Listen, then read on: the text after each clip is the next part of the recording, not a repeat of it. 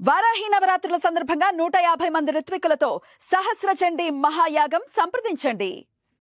నమస్తే, welcome to Suman TV. ప్రస్తుతం మనతో పాటు ప్రసన్న శర్మ గారు ఉన్నారు, మాట్లాడదాం. నమస్కారం అండి. నమస్కారం తల్లి. సహస్ర చండీ మహాయాగాన్ని నిర్వహించబోతున్నారు రేపు వారాహి నవరాత్రుల సందర్భంగా జూలై 15వ తారీఖు నుంచి 25వ తారీఖు వరకు. అయితే ఇటువంటి ఉత్కృష్టమైనటువంటి కార్యక్రమంలో పాల్గొనాలి అని చెప్పి చాలా మంది కూడా ప్రయత్నిస్తూ ఉంటారండి. ఎక్కడ వైదికంగా జరుగుతుందా వెతుక్కుంటూ వెళ్ళే వాళ్ళు అనేక మంది ఉన్నారు కదండి. అయితే ఇక్కడ హైదరాబాద్ కేపీహెచ్పి కమ్యూనిటీ హాల్లో జరగబోతోంది కార్యక్రమం. మీరు నేరుగా వచ్చి పాల్గొనొచ్చు. మేము సుదూర ప్రాంతాల్లో ఉన్నాము, వేరే రాష్ట్రంలో ఉన్నాం, లేదా వేరే దేశంలో ఉన్నాము. మా గోత్రనామాలు ఇస్తే చేస్తారా అనేది ఒకటండి ప్రశ్న. అలాగే గోత్రనామాలు ఇచ్చి చేస్తే ఫలితం ఎలా వస్తుంది, అమ్మవారు ఎలా అనుగ్రహిస్తారు అనేది కూడా మీ ద్వారా తెలుసుకోవాలనుకుంటున్నానండి. అంటే తల్లి, మీరు అడిగినటువంటి ప్రశ్నలో గోత్రనామాలు ఇస్తే ఎంతవరకు దాని యొక్క ఫలితం మేము పొందుతాము, ఇది మీ యొక్క ప్రశ్న. అంటే మేము నేరుగా రావట్లేదు కదా. నాకు అర్థమైంది తల్లి. అయితే నేను చెప్పొచ్చేది ఏంటంటే, ప్రత్యక్షంగా పాల్గొనేటువంటి వారు ఫలితం ఎలా అయితే ఉంటుందో, పరోక్షంగా పాల్గొనేటువంటి యొక్క ఫలితం కూడా అట్లానే ఉంటుంది. అదేంటండి అంటే, మన వైదిక క్రతువులు, వైదిక ధర్మ ప్రకారంగా పరిస్థితులు అలాగే సమయాభావాలకి ఋషులు ఏం చేశారు అంటే, గోత్రనామాలు అంటే యజమాని వచ్చి కూర్చున్నా కూర్చోకపోయినా సరే వారి గోత్రనామాలతో ఆరాధన చేస్తే, అంటే దీనికి చిన్న ఉదాహరణ ఎలా చెప్పుకోవచ్చు అంటే, మనం దేవాలయానికి వెళ్తూ ఉంటాం, కానీ అందరికీ గర్భాలయ ప్రవేశం ఉండదు. అర్చకులకు ఉంటుంది, లేదా సహచరులైనటువంటి బ్రాహ్మణులకు మాత్రమే గర్భాలయ ప్రవేశం ఉంటుంది. మరి గర్భాలయ ప్రవేశం లేకుండా లోపల అభిషేకం చేసేస్తున్నారు కదా, ఆ ఫలితం ఎలా వస్తుంది అనేటువంటి సంశయం కలిగితే అక్కడ మనకి ఏం చేస్తారు, మన గోత్రనామాలు చెప్పి మనకు సంకల్పం చెప్పించి వారు లోపల అభిషేకం, అర్చన ఇత్యాది క్రతువులు చేస్తూ ఉంటారు. మరి అక్కడ మనకు ఫలితం వస్తుందిగా. అలాగే వైదిక ధర్మంలో ఇది కూడా అలాగే. మన గోత్రనామాలు గనక చెప్పినట్లయితే మనం ఆ గోత్రనామాలు రాయించుకుని ఆ గోత్రనామాలు ఆ సంకల్పంలో ఉచ్చరించినట్లయితే, మీ యొక్క గోత్రనామాలు చెప్పేటప్పుడే మీ కామ్యం, అయ్యా నాకు వివాహం కావాలి, లేదా నాకు సంతానం కావాలి, లేదా నాకు ఉన్న రుణాలు పూర్తి అవ్వాలి, లేదంటే ఐశ్వర్యం కలగాలి, లేదా వారి యొక్క సంకల్పం ఏదైతే ఉంటుందో ఆ సంకల్పం కూడా చెప్పినట్లయితే మాకు మరి సంకల్పం కూడా చదువుతారా అండి? సంకల్పంలో మేము వారి గోత్రనామాలు చెప్పిన తర్వాత ధర్మపత్ని సమేతస్య నామధే గోత్ర నామధేయ ధర్మపత్ని సమేత సహ కుటుంబానాం, మామూలుగా రెగ్యులర్లో ఏం చెప్తాం, ఆయురారోగ్య ఐశ్వర్యాభివృద్ధి అర్థం ఇక్కడికి చెప్పేస్తాం.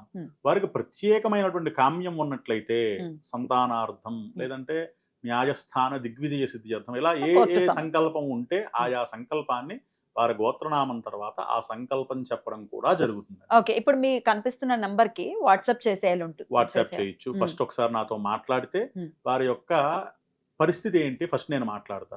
సరేనమ్మా, ఇగో ఇలా ఇలా చేసుకుంటే బాగుంటుంది అని నేను చెప్తా. ఎందుకంటే ఇందులో చండీ ఒకటే కాదు, అంతర్గతంగా చాలా మంది దేవతల యొక్క ఆరాధనలు హవనాలు జరుగుతూ ఉంటాయి.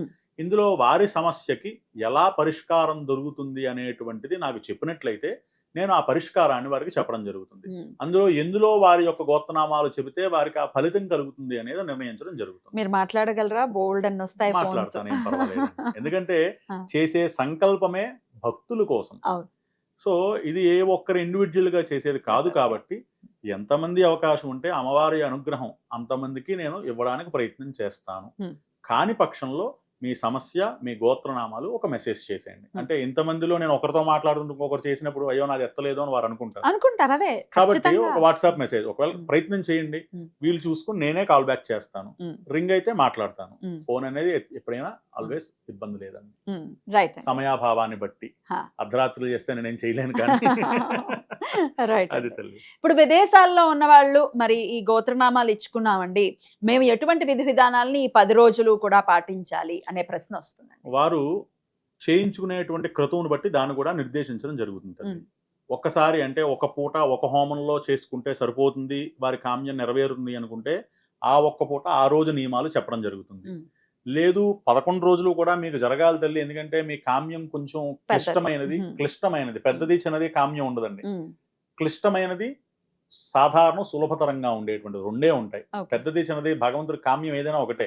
ఆయన వరం అంటూ ఇస్తే అది ఏదైనా జరుగుతుంది. అది సంతానమా, ఐశ్వర్యమా, ఇల్లా, ఇంకోటా ఆయనకి సంబంధం లేదు. ఆయన ఇద్దాము, అది క్లిష్టమైనదా సాధారణమైనదా, క్లిష్టమైనది అనుకుంటే 11 రోజులు చేసుకుంటే మంచిది, లేదా 5 రోజులు చేసుకుంటే మంచిది. వారి యొక్క క్లిష్టతరాన్ని బట్టి దాన్ని చెప్పడం జరుగుతుంది. అప్పుడు రోజులు పెరిగాయి అంటే వాళ్ళ యొక్క నియమ నిబంధనలు కూడా పెరుగుతాయి. అంటే ఎలా ఉండాలి, అధశయనం, ఏకభుక్తము, బ్రహ్మచర్యము, ఈ 3 నియమావళిగా చెప్పబడి ఉంటాయి. ఇది తల్లి వారి యొక్క నియమాలు. ఆహార నియమాలు ఎలా ఉంటాయండి? ఆహార నియమాలు కూడా ఏంటంటే సాత్విక ఆహారము.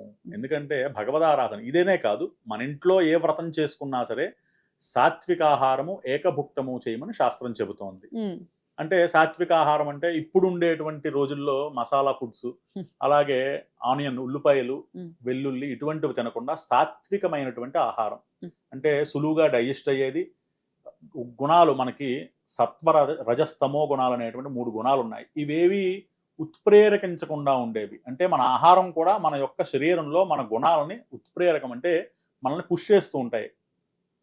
కోపాన్ని కానీ, కామాన్ని కానీ, ఇటువంటి వాటిని ఈ యొక్క పెంపొందిస్తూ ఉంటాయి. కాబట్టి అందుకనే సాత్విక ఆహారము అనేది చెప్పడం జరిగింది. గోత్రనామాలు ఇచ్చుకున్న వాళ్ళు ఇప్పుడు 11 రోజులు చెయ్యండి అన్న ఉద్దేశంతో ఒకవేళ ఇచ్చుకున్నారనుకోండి, ఆడవాళ్ళగా మరి ఇది వాళ్ళ నుంచి వస్తున్న డౌట్ కాబట్టి నేను అడుగుతున్నాను. మేము ఆడవాళ్ళం అండి, మాకు ఋతుక్రమం వచ్చే పరిస్థితి ఉంది, మరి మేము గోత్రనామాలు చదువుతారు, ఏమన్నా దోషమా అని అడుగుతారు. గోత్రనామాలు చదివేటప్పుడు ఋతుక్రమం ఉన్నట్లయితే దాన్ని అభ్యంతరంగానే భావించాలి. ఎందుకు అంటే ఆ సమయంలో వారిపైన గోత్రనామాలు ఎప్పుడైతే చదువుతామో భగవద్ అనుగ్రహం ప్రత్యక్షంగా జరుగుతుంది. ఇది లౌకికంగా మాట్లాడుకుంటే అది చాలా కాంట్రవర్సీ మ్యాటర్. అంటే మేము ప్రోగ్రామ్ కి రావట్లేదు కదండి, మేము ఎక్కడో ఉన్నప్పటికీ కూడా మీ గోత్రనామాలు ఉండవు. అంటే మీ పేరు ఉండదు, మీ భర్త పేరు ఆర్ పిల్లలైతే పిల్లల పేర్లతో చేయడం జరుగుతుంది. అది మెన్షన్ చేయాలి. అది నేను మాట్లాడేటప్పుడు, అందుకనే నేను మాట్లాడాలి అన్న ఇది. ఎందుకంటే దానికోసమే ఆ 11 రోజులు. ఎందుకంటే 1 రోజు 2 రోజులు అయితే పర్వాలేదు, 11 రోజులు కాబట్టి కొంచెం అది ఆడవారికి ఇబ్బంది కలిగించేది. ఆ సమయంలో ఆడవారి యొక్క పేరు చెప్పడం మానివేస్తాము. అలాగే వీలైతే మాకు గోత్రం పేరులతో పాటు ఎవరైతే కుటుంబ సభ్యులు ఉన్నారో 3 4 వారి నక్షత్రాలు కూడా ఇచ్చినట్లయితే ఇంకా అధికమైనటువంటి ఫలితాలు కూడా కలుగుతాయి. అద్భుతం. చాలా వైభవపేతంగా జరగబోతున్నటువంటి సహస్ర చండీ యాగంలో మరి మీరు కూడా పాల్గొనాలి అని అనుకుంటే కనుక మేము ప్రత్యక్షంగా రాదలుచుకున్న వాళ్ళు ఖచ్చితంగా రావచ్చు. కేపీహెచ్పి కమ్యూనిటీ హాల్లో హైదరాబాద్లో జరగబోతుంది. సో రావచ్చు. కాదు గోత్రనామాలు ఇవ్వాలి అనుకుంటే ఇప్పుడు వివరంగా చెప్పారు కదా, కనిపిస్తున్నటువంటి నంబర్కి కాంటాక్ట్ చేయండి. చాలా అద్భుతం అండి. నమస్కారం. నమస్కారం.